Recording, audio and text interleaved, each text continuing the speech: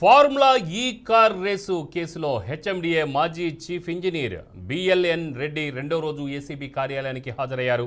ఇవాళ జరిగే విచారణలో బిఎల్ఎన్ రెడ్డి నుండి హెచ్ఎండిఏ నిధులను ఫార్ములా ఈ ఆపరేషన్ సంస్థకు బదిలీ చేసిన అంశంపై ఏసీబీ తన విచారణను కొనసాగిస్తోంది. ఈ విచారణలో బిఎల్ఎన్ రెడ్డిపై ప్రశ్నలు సంధించడానికి ఐఏఎస్ అధికారి అరవింద్ కుమార్ ఇచ్చిన స్టేట్మెంట్ ఆధారంగా వివరాలు సేకరిస్తున్నారు.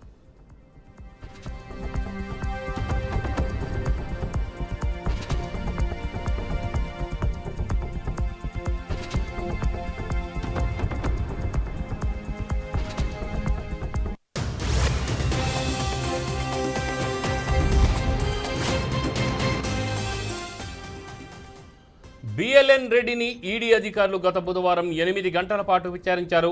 ఆయనపై మనీ లాండరింగ్, ఫెమా నిబంధనల ఉల్లంఘన అభియోగాలు ఉన్నాయి. ఈ విచారణ అనంతరం ఇవాళ ఆయన ఏసీబీ విచారణలో హాజరయ్యారు. ఏసీబీ విచారణలో ఆయన నిధుల బదిలీ వ్యవహారాన్ని గురించి వివరాలను ఏసీబీ అధికారులు సేకరిస్తున్నారు.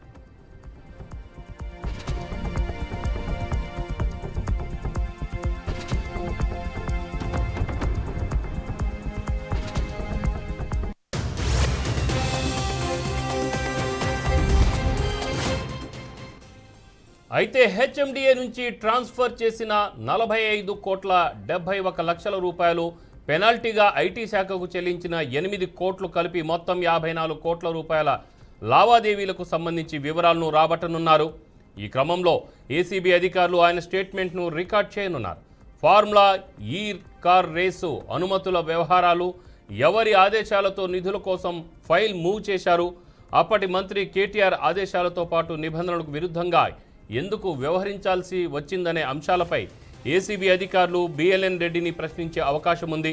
కాగా ఇప్పటికే ఈ కేసులో BRS working president KTR, senior IAS అధికారి అరవింద్ కుమార్లను ఏసీబీ అధికారులు విచారించారు.